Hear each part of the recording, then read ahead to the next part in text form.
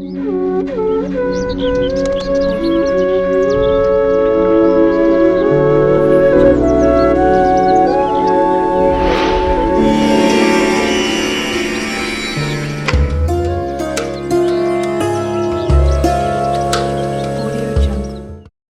Sanitiser ప్రస్తుతం ఈ వస్తువు ప్రతి ఇంట్లోనూ ప్రతి ఒక్క మనిషికి చాలా చాలా అవసరం. కరోనా వైరస్ దరి చేరకుండా ఉండాలంటే చేతులను శుభ్రంగా ఉంచుకోవడం చాలా చాలా ముఖ్యం. అందుకే హ్యాండ్ శానిటైజర్ తప్పనిసరిగా ఉంచుకోవాలి.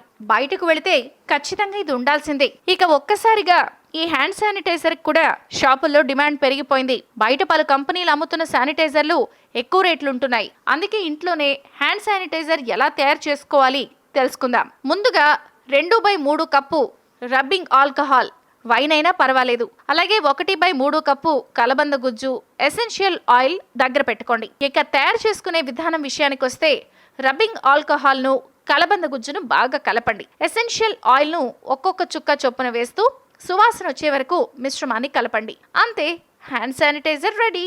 ఆ మిశ్రమాన్ని బాటిల్లోకి పోసుకుని వాడుకోండి. హ్యాండ్ శానిటైజర్లో ఖచ్చితంగా 60% ఆల్కహాల్ ఉండాలి.